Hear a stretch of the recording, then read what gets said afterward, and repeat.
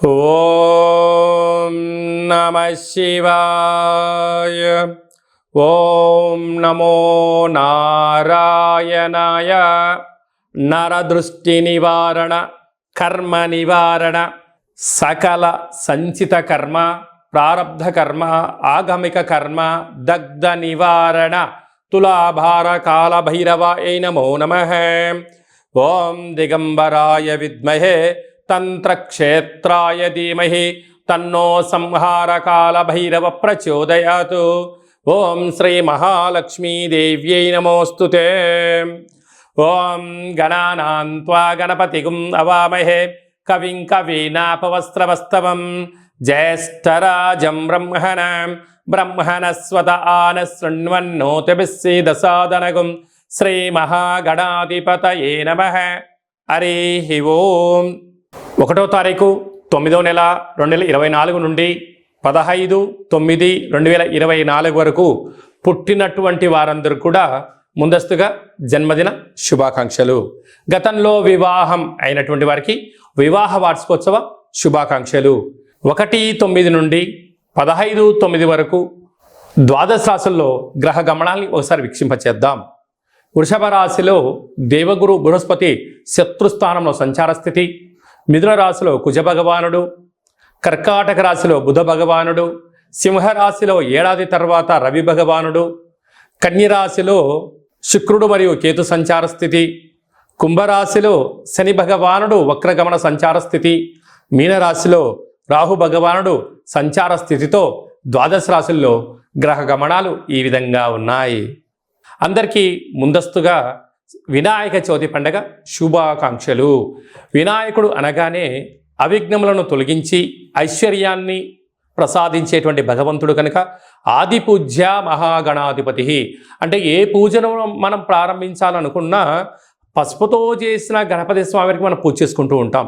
భాద్రపద మాస శుద్ధ చవితి వినాయక జయంతి సందర్భంగా గణపతి స్వామి యొక్క ఆశీస్సులు మనందరిపైన ఉండాలని కోరుకుంటూ, కైలాసనాథుడి యొక్క సుపుత్రుడి యొక్క ఆశీస్సులు మనందరిపైనను చూపిస్తూ, ఎవరికి ఎలాంటి కష్టాలు లేకుండా అందరికీ విద్య, విజ్ఞానము, ఉద్యోగము, వివాహము, సంతానము, రాజయోగము, రాజభాగ్యము, రాజభోగము, ఆనందయోగము, ఎవరికి ఏవేవి కావాలో అన్ని ప్రసాదించే శక్తి ఆ విఘ్నేశ్వర స్వామి వారికి ఉంది కనుక అందరిపైనను గణపతి స్వామికి ఆశీర్వాదాలను కోరుకుందాం.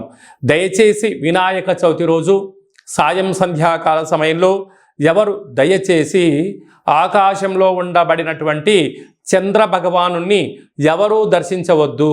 కారణం ఏమిటనగా మన కృష్ణ పరమాత్ముడు పాలలో గ్లాసులో చంద్ర భగవానుడు యొక్క దర్శనమైనందుకు ఆ సంవత్సరాంతము అనేక రకాలుగా చెయ్యనటువంటి నిందలను పడి అనేక రకాలుగా ఇబ్బందులకు గురయ్యాడు అని చెప్పి మనకు అనేక రకాల పురాణాలు చెప్తూ ఉన్నాయి. కనుక దయచేసి మనం ఎవరము కూడా చూడకుండా ఉండే ప్రయత్నం చేయండి.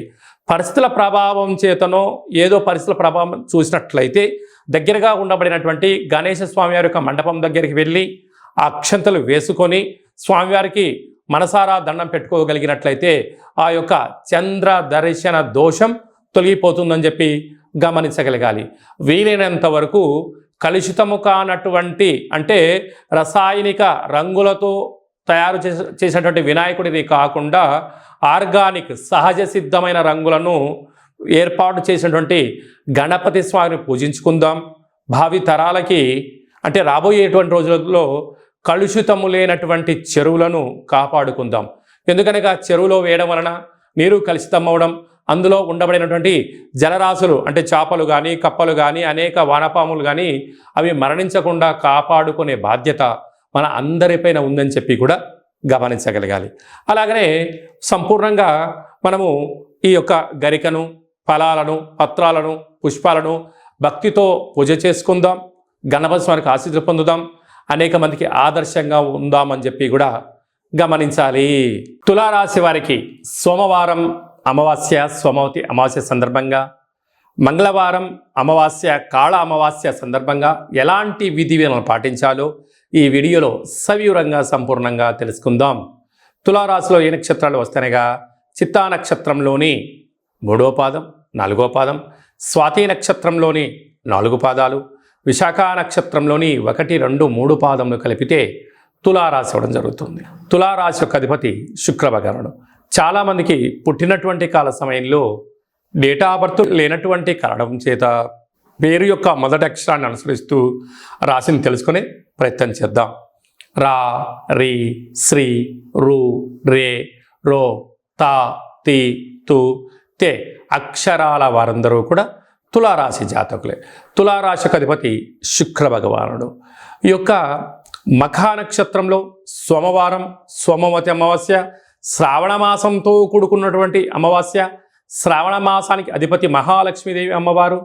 అదే కాకుండా ఈ యొక్క రాశాధిపతి కూడా శుక్రుడు అవ్వడం వలన వీరికి సోమవతి అమావాస్య సందర్భంగా మంగళవారం రోజు అమావాస్య, పుబ్బా నక్షత్రం అవ్వడం, పుబ్బా నక్షత్రాధిపతి కూడా శుక్రుడు అవ్వడం, వీరి యొక్క తులారాశి వారికి చాలా సున్నితమైన స్వభావం కలిగినటువంటి వ్యక్తులుగా ఉండడం వలన ఈ సోమవారం రోజున, మంగళవారం రోజున, ఈ కాలాష్టమి సందర్భంగా వీలైనంత వరకు దూర వాయు జల ప్రయాణాలు పెట్టుకోవద్దు. ఇంటి లోపల ఒక కొబ్బరికాయను సగభాగానికి కొట్టి వాటిపైన పసుపును కుంకుమను ఏర్పాటు చేసుకొని ఒక తెలుపు బియ్యపిండి చేత అష్టదళ పద్మాన్ని వేసి ఉప్పును, బియ్యాన్ని, తెల్ల నువ్వులను పోసి ఈ కొబ్బరికాయను అందులో ఉంచి నారికేళ దీపాన్ని ఏర్పాటు చేసుకొని 8 వైపులా 8 దీపాలు పెట్టుకొని తెలుపు అన్నాన్ని కానీ, పెరుగన్నాన్ని కానీ, చక్కెర పొంగల్ కానీ నైవేద్యంగా పెట్టి కాళభైరవాష్టకాన్ని కానీ 108 సార్లు ఓం కాళభైరవాయ నమః అనేటువంటి మంత్రాన్ని ఉచ్చరింపచేసి మనసులో ఉన్న కోరికలు కోరుకొని ఉద్వాసన చెప్పుకొని చాకలి, ఆడచాకలి అంటే ఆడవాళ్ళ చాకలను పిలిచి వాళ్ళకు ఆడపడుచుగా భావించి దానం చేయగలిగినట్లయితే రుణ సమస్యలు, రోగ సమస్యలు, వివాహ బంధంలో ఉండబడిన అడ్డంకులు, నూతన వాహనాలు, క్రయ విక్రయాలు, ఫ్యాక్టరీలు, కర్మాగారాల్లో ఏర్పడినటువంటి సమస్యలు తగ్గిపోతాయని చెప్పి గమనించాలి. అలాగనే వీరికి పంచమ స్థానంలో శని భగవానుడు వక్రగమనంగా ఉండడం, 6వ స్థానంలో రాహు సంచరించడం, అష్టమంలో గురువు శత్రుస్థానంలో ఉండడం, భాగ్యస్థానంలో కుజు సంచార స్థితి ఉండడం, అలాగనే వ్యయంలో శనికేతుల సంచార స్థితి ఉండడం వలన చిన్న చిన్న విషయాలకు ఆందోళన చెంది ఎవరో ఏదో అనుకుంటున్నారు, నా గురించి ఆలోచన చేస్తున్నారని చెప్పి అపోహ పరిస్థితి ఉంటుంది. ఇలాంటి వాటన్నిటికీ కూడా మనము ఫుల్ స్టాప్ పెడదాం. సాఫ్ట్వేర్, హార్డ్వేర్స్, సినిమా రంగాలు, యూట్యూబ్, వాట్సాప్, ఫేస్బుక్ నడిపించేటువంటి వారు, వ్యవసాయ సోదరీమణులకు వారందరికీ ఓపిక, పట్టుదల ద్వారా విజయం తులారాశి వారు సొంతం అని చెప్పి గమనించాలి. 2/9/2024 మనకు సోమవారం అమావాస్య, శ్రావణమాస అమావాస్య, అందులో మఖా నక్షత్రంతో కూడుకున్న అమావాస్య రావడం వలన సోమవతి అమావాస్య అంటారు. ఆ అమావాస్య సోమవారం అంతా సంపూర్ణంగా ఉంటూ 3వ తారీఖు ఉదయం 9 గంటల వరకు కూడా ఉంది కనుకనే మనకు మంగళవారం కూడా అమావాస్యగా పరిగణించగలగాలి. కనుక శ్రావణమాస అమావాస్య సందర్భంగా కాళ అమావాస్యగా మనము గమనించగలగాలి. వీలైనంత వరకు ఇంటిలో శుద్ధి పెట్టుకోవడం, మన జన్మ నక్షత్రం, మన జన్మతిథి, జన్మరోజు ఆ రోజు వచ్చినట్లయితే వీలైనంత వరకు నీటిలో ప్రయాణం చేయకపోవడం, వాయు ప్రయాణాలు చేయకపోవడం, విశేషమైన గొడవలకు దూరంగా ఉండడం, మౌనంగా ఉండే ప్రయత్నం చేయగలిగినట్లయితే మనకు దుష్టగ్రహాల యొక్క దోషం తగ్గుతుందని చెప్పి గమనించగలగాలి. వీలైతే కాలాన్ని శాసింపజేసే శక్తి కాళభైరవ స్వామి వారికి ఉంటుంది కనుక మనమందరము కూడా కాళభైరవ స్వామి యొక్క స్మరణ, ధ్యానము, కూష్మాండ దీపము, కాళభైరవ స్వామికి సౌభాగ్య ముడుపు కట్టుకొని హోమ కార్యక్రమంలో పాల్గొన్నట్లయితే మనకు అమావాస్య ఛాయలు, సోమవతి అమావాస్య ఛాయలు దోషం తొలగిపోతుందని చెప్పి కూడా గమనించగలగాలి. వీలైతే మీరు ఇంట్లో చేసుకోండి. కుదరకపోతే ఈ కింది నెంబరు సంప్రదించినట్లయితే మన యొక్క దేవాలయంలో అమావాస్యకు విశేషమైనటువంటి కాళ అమావాస్యకు సంబంధించినటువంటి హోమ కార్యక్రమాలు జరుగుతాయి కనుక మీకు వాట్సాప్ కాల్ ద్వారా ప్రత్యక్ష ప్రసారాన్ని కూడా చూపించడం జరుగుతుందని చెప్పి గమనించగలగాలి. అలాగనే మనకు 7వ తారీఖున వినాయక చవితి పండగ కనుక మనమందరము కూడా ఆది పూజ్య మహాగణపతి స్వామి వారి యొక్క పూజా కార్యక్రమాలని యథాశక్తిగా మనకు ఎంత శక్తి కలిగితే అంత శక్తిగా స్వామివారిని పూజ చేసుకుందాం. కలుషితం లేనటువంటి, రంగులు లేనటువంటి, రసాయనం లేనటువంటి వినాయక స్వామిని పూజిద్దాం. స్వామివారికి అటుకులు, బెల్లము, ఉండ్రాళ్ళు, లడ్డూ నైవేద్యాన్ని ఏర్పాటు చేసుకుందాం. స్వామివారి యొక్క ఆశీస్సుల కోసం మనం అన్ని విధాల మానవ ప్రయత్నం చేద్దాం. దయచేసి చంద్ర భగవానుణ్ణి దర్శించవద్దు అని చెప్పి మీరు గుర్తుపెట్టుకోవాలి. అలా విధి లేని పరిస్థితిలో దర్శించినట్లయితే ఈ కింది నెంబర్ సంప్రదించి మీ గోత్రనామాలు పంపించినట్లయితే ఆ యొక్క దోష నివారణకు మన యొక్క దేవాలయంలో ప్రత్యేకంగా పూజ చేయించి మీకు గరిక, అక్షంతలు, కంకణాన్ని పంపించడం జరుగుతుంది. కనుక దయచేసి 100కు 100% ఎవరు చూడవద్దు. తెలియని పరిస్థితిలో చూసినట్లయితే ఈ కింది నెంబర్ సంప్రదించండి. మీకు మంచి సలహా సూచన ఇచ్చి అష్ట కష్టాలకు మనము కేంద్ర బిందువు కాకుండా అష్ట ఐశ్వర్యం స్వాగతం పలకడానికి ఏమేం కావాలో సలహాలు సూచనలు ఇవ్వడం జరుగుతుందని చెప్పి గమనించాలి. అలాగనే మనకు 11వ తారీఖు భాద్రపద మాస శుద్ధ అష్టమి బుధవారము, జ్యేష్ఠ నక్షత్ర సందర్భము. ఇది చాలా ఒక 18 సంవత్సరాలకు ఒకసారిగా వచ్చేటువంటి బుధవారము, జ్యేష్ఠ నక్షత్రము, అందులో అష్టమి తిథి రావడము. అంటే వినాయకుడికి ఇష్టమైన రోజు బుధవారము, బుధుడి యొక్క నక్షత్రము జ్యేష్ఠ నక్షత్రము, అందులో అష్టమి తిథి రావడం అనేది చాలా అరుదుగా వస్తుంటుంది. కనుక మనం అందరము కూడా తంత్ర వరసిద్ధి మహాగణపతి స్వామి యొక్క పూజ చేసుకున్నట్లయితే వీలైతే ఈ మంత్రాన్ని స్మరణ చేసి ఏదైతే మనం కోరుకుంటామో దాన్ని విజయం సాధించడం జరుగుతుందని చెప్పి గమనించగలగాలి. మంత్రాన్ని చెప్తాను, ఒకసారి నోట్ చేసుకోండి. ఓం శ్రీం హ్రీం క్లీం గ్లౌం గం గణపతయే వరవరద సర్వ కార్యం. అంటే మనం ఏదైతే కార్యం అనుకుంటున్నామో ఆ కార్యం పేరు అనుకొని వశమానయ స్వాహ అనేటువంటి మంత్రాన్ని ఒక 27 సార్లు తగ్గకుండా రోజుకు ఒక 108 సార్లు ఈ మంత్రాన్ని ఉచ్చరింప చేయగలిగినట్లయితే మనకు కష్టాలన్నీ తొలగిపోయి ఐశ్వర్యానికి స్వాగతం పలుకుతూ ఆ పని మనకు అనుకూలించేటువంటి విధంగా తంత్ర తాంత్రిక వర కాల విఘ్నేశ్వర స్వామి యొక్క ఆశీస్సులు మనపైన ఉంటాయని చెప్పి కూడా గమనించాలి. ఈ విధంగా మనమందరము కాళభైరవ స్వామి యొక్క ఆశీస్సులు పొందుతాం, విఘ్నేశ్వర స్వామి యొక్క ఆశీస్సులు పొందే మానవ ప్రయత్నం చేద్దాం. ఇంకను ఈ యొక్క భాద్రపద మాసంలో మనం విజయం సాధించగలగాలి అన్నట్లయితే ఒక్కసారి ఈ పాత్రను చూసినట్లయితే ఈ యొక్క పాత్ర కంచు పాత్ర, కాళభైరవ స్వామికి అక్షయ పాత్ర అని చెప్పి గమనించగలగాలి. ఈ యొక్క అక్షయ పాత్రను మనం ఎలా సద్వినియోగపరచుకోవాలో ఒకసారి చూద్దాం. ఇలా ఒకసారి శబ్దం చేసినట్లయితే ఈ పాత్రలోంచి ఓంకార శబ్దం రావడం జరుగుతుంది.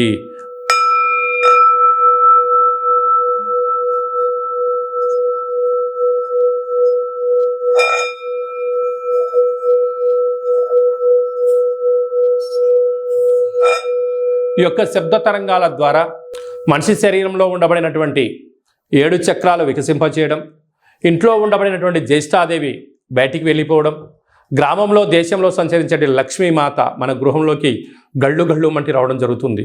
ఈ యొక్క అక్షయపాత్ర, కాళభైరవ స్వామి యొక్క పిరమిడు, డాలరు, కంకణము, కాళభైరవ హోమము, 27 రకాల వస్తువులతో దిష్టి తీయించి మీకు పంపించడం జరుగుతుంది. ఒక్కొక్క నెలలో ఒక్కొక్క కాళభైరవ స్వామి వారు ఉంటారు. ఆ కాళభైరవ స్వామికి ఆశీస్సుల కోసం ప్రతి నెల మీ యొక్క గోత్రనామంతో ఇక్కడ పూజ చేయడం జరుగుతుంటుంది. కనుక మనమందరము కూడా అక్షయ పాత్రను సొంతం చేసుకుందాం, ఐశ్వర్యానికి స్వాగతం పలుకుదాం. అలాగనే మీ వ్యక్తిగత జాతకం తెలుసుకోవాలనుకుంటున్నారా? మీ పేరు, పుట్టినటువంటి తారీఖు, నెల, సంవత్సరం, సమయం రాసి మీరు వాట్సాప్ పంపించగలిగినట్లయితే సంపూర్ణంగా 100 సంవత్సరాల జాతకాన్ని వ్రాసి పంపించి మీరు పుట్టినప్పుడు గ్రహ గమనాలు ఎలా ఉన్నాయి, ప్రస్తుతం ఎలా ఉంటున్నాయి, రాబోయే కాలంలో ఎలా ఉండబోతున్నాయో సవివరంగా సంపూర్ణంగా తెలియజేయడం జరుగుతుంది. అలాగనే చాలామందికి పుట్టినటువంటి కాల సమయంలో డేటా ఆఫ్ బర్త్లు లేనటువంటి కారణం వలన మీ పేరు యొక్క మొదటి అక్షరాన్ని అనుసరిస్తూ రాశిని తెలియచేస్తూ గ్రహ గమనాలను ఎలా ఉన్నాయని తెలియచేస్తూ రమణ శాస్త్రం ద్వారా అనగా గవళ ద్వారా కాళభైరవ ఉపాసన చేత భూత భవిష్యత్ వర్తమానాన్ని తెలియజేయడం జరుగుతుందని చెప్పి గమనించగలగాలి. కనుక ఆసక్తి గల వారందరం కూడా వ్యక్తిగత జాతకాన్ని తెలుసుకుందాం, జాతకంలో ఉండబడిన అడ్డంకులను తొలగించుకుందాం, ఐశ్వర్యానికి స్వాగతం పలిగేటువంటి అద్భుతమైన కాళభైరవ ఆశీస్సులు పొందుదాం.